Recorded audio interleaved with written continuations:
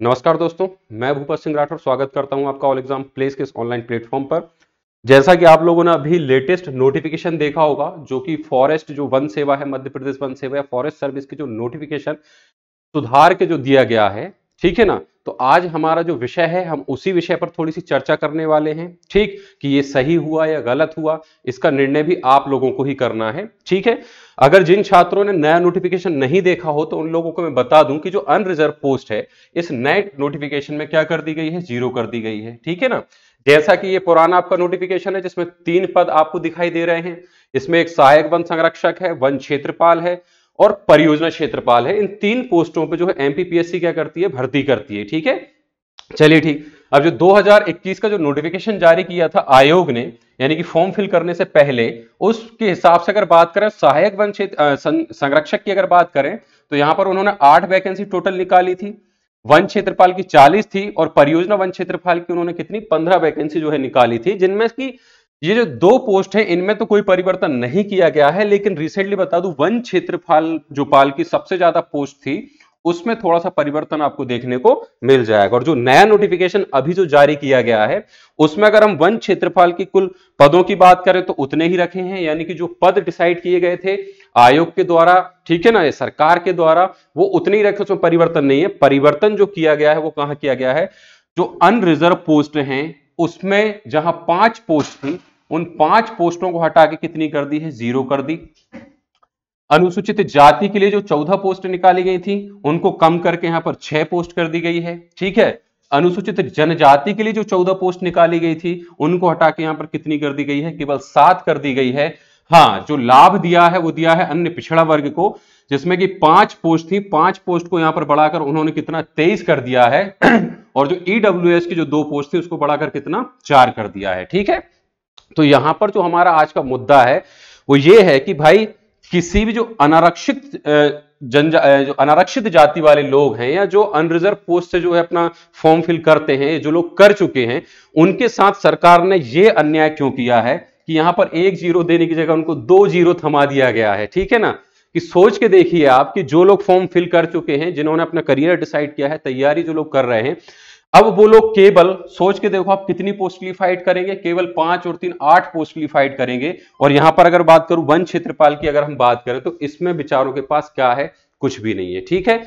वही अनुसूचित जाति और जनजाति की बात करें तो अन्याय इन लोगों के साथ भी किया गया है, ठीक है ना। ये सामाजिक न्याय का जो मुद्दा होता है, कोई भी जब लोकतंत्रात्मक सरकार जब गठित की जाती है तो उनका सबसे बड़ा जो मुद्दा होता है वो यही होता है कि भाई समाज में हम न्याय लाएंगे, समाज में हम बराबरी लाएंगे। और इसीलिए आरक्षण की व्यवस्था को भी तैयार किया गया है ताकि कि जो जातियां जितनी अधिक पिछड़ी हैं उन जातियों को संरक्षण देके, आरक्षण देके हम बराबरी पर ला सके और एक दिन ऐसा आए भविष्य में कि समाज जो है बराबरी से चल सके।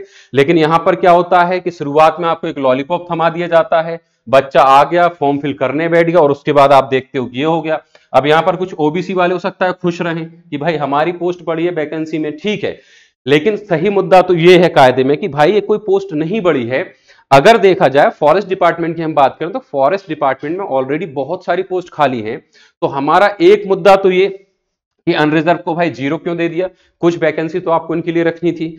दूसरा मुद्दा यह है कि जब पोस्ट खाली है विभाग में तो उन खाली पूरे पदों पर एक साथ भर्ती सरकार क्यों नहीं करती है, ठीक है।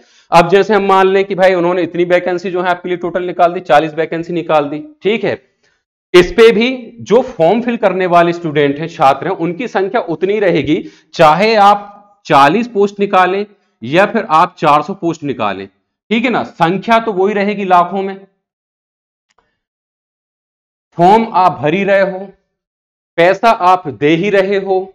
अब सोच के देखो कि 400 पोस्ट अगर खाली है और उनको हम कब कब निकालें भाई, 40-40 करके 10 बार निकालें, तो यहां आप पैसा जो दे रहे हो वो तो आप मल्टीपल में दे ही रहे हो। तो सरकार यहां पर जो आपको रिटर्न में देने वाली है, यानी कि आपको जो सैलरी वगैरह देगी वो तो आपकी यहीं पर क्लियर हो रही है। और उसके बाद अब ये भी चालू हो गया है कि भाई हम क्या करेंगे, पहले वैकेंसी निकालेंगे, फॉर्म फिल करवाएंगे, बच्चा आराम से फॉर्म भरेगा और उसके बाद हम क्या कर देंगे, अपनी मर्जी से सब कुछ चेंज कर देंगे। हमारी मर्जी भाई, ठीक है, आपने नोटिफिकेशन में दे रखा है कि आप परिवर्तन कर सकते हैं, ठीक है ना। लेकिन ऐसा कैसा परिवर्तन कि आप तो 0 ही कर दे रहे हैं, ये परिवर्तन नहीं, ये तो खत्म करना होता है। आप पोस्ट देते हैं, आप लिखते हैं कंडीशन में कि हम इसमें परिवर्तन कर सकते हैं, ठीक है कीजिए, लेकिन परिवर्तन ऐसा कैसा कि आप जैसे चाहे आप उसको जीरो कर दें, ठीक है ना। तो ये तो भाई मुझे सामाजिक न्याय की अवधारणा कहीं से कहीं तक दिखाई नहीं देती है। चलिए ठीक है, सरकार के पास कमी होगी, तो भाई मुझे ये बताओ कि जो वन विभाग जिन्होंने अपनी पोस्ट भेजी होगी आयोग को, आयोग ने पास कराई होगी सरकार से, तो इस पूरे के पूरे सिस्टम में कौन गांजा फूंक के बैठा था जिनको ये नहीं पता था कि कहां कितनी पोस्ट देनी है। भाई ये आईएएस लेवल के अधिकारी होते हैं, सरकार में जो एक पूरा का पूरा एक तंत्र बना हुआ है, उस पूरे तंत्र में ऐसे कैसे पढ़े लिखे लोग बैठे हैं कि जो जब चाहे जब जिस पोस्ट में आप चाहो तो करेक्शन कर रहे हो। इसमें हम क्या समझे, कहां से सामाजिक न्याय की बात हो गई है। ठीक है, मुद्दा हमारा यही है आज का कि आप जैसे चाहे वैकेंसी को जीरो कैसे कर सकते हैं। यहां एक पोस्ट की बात नहीं, आप आगे चल के तो आप चाहें जिसमें चाहे उसमें परिवर्तन कर सकते हैं। और ठीक है, जो अनरिजर्व की अगर वैकेंसी निकली थी तो वो गई कहां पर भाई, कुछ तो वैकेंसी होगी, कहां गई वो? क्या ओबीसी वाले आकर यहां पर सब चीजें संभाल लेंगे क्या? और अनुसूचित जाति जनजाति की बात करें तो इनकी पोस्टें कहां चली गई फिर? ये एक बहुत बड़ा मुद्दा है, आज जागरूक होना पड़ेगा, आज हमें सवाल करना पड़ेगा, ठीक है ना। एक आरटीआई एक्ट यहां पर पास किया गया है, आप लोग पता होगा, आरटीआई एक्ट 2005। ये क्यों था? ट्रांसपेरेंसी के लिए था, ठीक है ना, कि सरकार जो भी काम कर रही है हम जनता को सूचना मांगने पर सूचना देंगे। तो आज वो समय आ गया है दोस्तों कि हर एक व्यक्ति आरटीआई फाइल करे, ऑनलाइन फाइल करे और जानकारी निकाले कि वन विभाग में आखिर कितनी पोस्ट खाली हैं, और पोस्ट खाली हैं तो वैकेंसी क्यों नहीं निकल रही हैं, उसका रीजन आप सरकार से पूछें, ठीक है ना। एक तरफ सरकार हमारी क्या बोलती है, सब पढ़ो सब बढ़ो, सर्व शिक्षा अभियान निकाला है, सब एजुकेटेड होंगे भाई, सब के सब बेचारे टेक्निकल फील्ड में जा रहे हैं, इंजीनियर बन रहे हैं कि आगे चल के हमारा भविष्य होगा, और भविष्य में आपको मिलता है क्या? डबल अंडा, ये हमारा भविष्य है। तो पढ़ लिखने के बाद क्या आप बात करते हो सेटअप जमाने की, तो सेटअप में आप कौन कौन से प्रोग्राम लागू कर रहे हो, आप कितनी मदद करते हो, ठीक है ना। यहां तो अगर देखा जाए तो फ्रस्ट्रेशन बढ़ाने वाली बातें हो जाती हैं भाई। ठीक है, यहां तक भी ठीक था मुद्दा कि सरकार पोस्ट निकाल रही है, भर रही है, चेंज कर रही है, कर लो, लेकिन अगर अभी मैं वन विभाग जाता हूं कोई अपनी समस्या लेकर, या किसी भी विभाग में जब मैं जाता हूं, तो ज्यादातर विभाग में आप लोग भी जानते होंगे, आप जैसे पुलिस विभाग में आप जाते हो कोई शिकायत लेकर, शिकायत की समय पर जांच नहीं होती, आप वरिष्ठ अधिकारी से बात करते हो तो उनका एक सिंपल सा जवाब होता है कि हमारे पास लोगों की कमी है, हमारे पास अधिकारियों की कमी है, हमारे पास कर्मचारियों की कमी है। आप किसी भी विभाग में सरकारी में आप काम कराने चले जाओ, एक जवाब बड़ा कॉमन मिलता है, भाई हमारे पास कर्मचारियों की कमी है। तो कमी है तो भरो, और अगर आप नहीं भर पा रहे हो, क्या रीजन है कि आपके पास कमी है और आप उस कमी को पूरा नहीं कर पा रहे हो? रीजन क्या है? क्या पढ़े लिखे छात्र नहीं है, या आपका पूरा तंत्र सही से नहीं है, या फिर यूं कहें कि जो तंत्र आपने बनाया था पूरा विफल हो गया है? ये सवाल है, ये छात्रों को आज सवाल करना चाहिए, ठीक है ना। गणतंत्र का 73वां हमने अभी मनाया 26 जनवरी को, आजादी मिले हमें इतना समय हो गया, आज भी हमें अपनी चीजें मांगनी पड़ रही हैं। तो ये कोई भाई क्या है, ये राजशाही है ये, ठीक है, या अंग्रेजों के गुलाम आज भी हम नेताओं के गुलाम बन चुके हैं भाई। तो यहां पर ये क्या चल रहा है, सब मजाक ही तो है कि आप हर विभाग में अगर हम आरटीआई डाल के जब जानकारी निकालते हैं तो आप बोलते हैं इतनी पोस्ट खाली है, स्टूडेंट तैयार है, एग्जाम देने के लिए तैयार है, छात्र ग्रेजुएट बन के बैठा है, पूरी तैयारी करके बैठा है, आप वैकेंसी नहीं निकालते हो, और वैकेंसी आप निकालते हो तो 500 की जगह पर आप 5 निकाल देते हो, क्योंकि पता है कि बेरोजगारी इतनी है कि 5 वैकेंसी पे भी बेचारे 5 लाख फॉर्म भराएंगे, आप उनसे फीस वसूल लेते हो, अपनी जेब में रख लेते हो और लगा तो चलो हटाओ, ये 5 में से एक काम करो 3 दे दो, 2 रख लो, नेक्स्ट टाइम निकाल देंगे, फिर चुनाव का मुद्दा बना देंगे, फिर समस्याओं को आप घेर दोगे, बेचारा स्टूडेंट जेब से पैसा देता जाए, एजुकेशन में पैसा दे रहा है, ठीक है ना, सिस्टम में, अब आरटीआई में भी पैसा भरेगा, फिर उसके बाद उसको मिलना क्या है? कुछ भी नहीं मिलना। चल क्या रहा है भाई, ये कैसा लोकतंत्र है हमारा, कैसी आजादी हमने पाई है? ये इस आजादी के लिए लड़ाइयां हुई थी जो हम इतिहास में पढ़ते हैं। मुझे तो नहीं लगता ये कोई सामाजिक न्याय है, यह अन्याय है दोस्तों, ठीक है ना। अगर आपको भी लगता है कि ये बात सही है, यहां पर न्याय मिलना चाहिए, तो घर बैठ के आपको न्याय नहीं मिलेगा, वीडियो में केवल लाइक कर देने से आपको न्याय नहीं मिलेगा, आपको भी हमारे साथ जुड़ना होगा, आना पड़ेगा, ठीक है ना। हमें इस बातों के जवाब सरकार से लेना होंगे, और सरकार, इसलिए मैं बोल रहा हूं, सरकार बोले कि ये विभाग की जिम्मेदारी है, तो विभाग की नियुक्ति भी आपके द्वारा की जाती है, उन अधिकारियों की नियुक्ति भी आपके द्वारा की जाती है, आपकी जिम्मेदारी, हमने आपको चुना है, हमने अधिकारियों को नहीं चुना है, ठीक है ना। और वन विभाग अपना काम कर रहा है, उन्होंने वैकेंसी भेजी है, परिवर्तन आपने किया है। तो मेरा मुद्दा यही है कि भाई आगे भविष्य में ऐसी खिलवाड़ ना हो, क्योंकि ये तो एक छोटा सा प्रैक्टिकल है कि आज इतने छोटे से अंकों से हम शुरुआत कर दे रहे हैं। देखते हैं अगर जनता आवाज नहीं उठाती है तो कल हो सकता है कि इससे बड़ा हो जाए, ठीक है ना।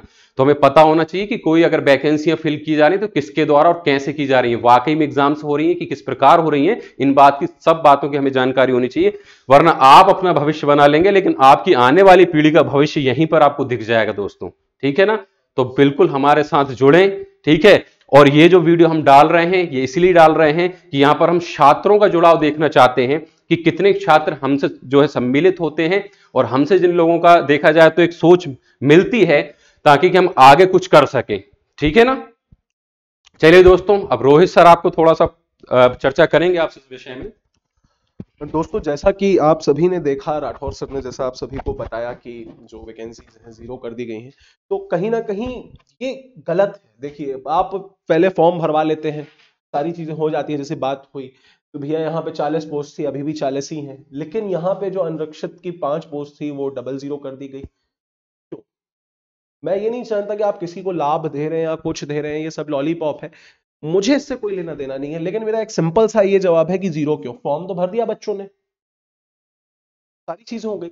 तो सिंपल सी यही चीज है कि इस पूरे सिस्टम में जो है वो पारदर्शिता होनी चाहिए, सारी चीजें होनी चाहिए। तो दोस्तों, ये मैं इतना ही चाहूंगा कि आप लोग साथ जुड़े। अगर इस मामले में आवेदन देना हो हमें आयोग को चल के, तो हम वो भी देंगे। बिल्कुल इस विषय में जो भी चीजें होंगी वो हम साथ में मिलकर करेंगे। तो दोस्तों, मैं आपसे यही उम्मीद करूंगा, इस वीडियो को आप उन दोस्तों से शेयर कर दीजिए जो कर रहे हैं फॉरेस्ट सर्विस की तैयारी, और बिल्कुल सबसे शेयर कीजिए, क्योंकि ये कहीं ना कहीं छात्रों के भविष्य से ही खिलवाड़ हो रही है। आप लोग पढ़ लिख कर इतने अच्छे ग्रेजुएट कर रहे हो, आप बीएससी कर रहे हो, इंजीनियरिंग कर रहे हो, उसके बाद आपको मिल रहा है क्या? 0 पोस्ट का झुंझुना। तो ये वीडियो अभी तक के लिए इतना ही है। आगे इस विषय पे हम और चर्चा करेंगे, जो भी बनेगा हम करेंगे। और जो भी है, हम चाहते हैं कि ये फैसला जो है वापस लिया जाए, जो पहले ही नियम निकाला गया था उस बेस पे ही भर्तियां कराई जाएं। जितनी पोस्ट पहले रिजर्व को दी गई थी उतनी ही दी जाए, ये 0 का झुंझुना ना दिया जाए। तो दोस्तों, वीडियो को शेयर कर दीजिएगा अपने सभी दोस्तों से, जो भी ऑल एग्जाम प्लेस से बनेगा वो हम यहाँ पे करेंगे। तो दोस्तों, वीडियो को शेयर करना बिल्कुल मत भूलिएगा। जुड़िएगा, नीचे लिंक है इंस्टाग्राम और टेलीग्राम की, वहां से जुड़ जाइए। वहां पे हम हैशटैग चला सकते हैं, ट्विटर पे आ जाइए, वहां उस माध्यम से हम बहुत कुछ कर सकते हैं। बाकी आवेदन देने की बात रही तो हम वो भी करेंगे। तो दोस्तों, जुड़िएगा जरूर, अपने सभी दोस्तों को भी जोड़िएगा इस मुहिम से। तो मिलूंगा दोस्तों आपसे बहुत जल्दी, तब तक के लिए जय हिंद, जय भारत, वंदे मातरम।